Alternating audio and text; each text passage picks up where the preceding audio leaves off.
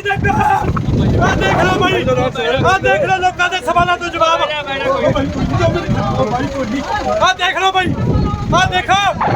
ਆ ਦੇਖ ਲਓ ਪੰਜਾਬ ਕੀ ਕਹੋਗੇ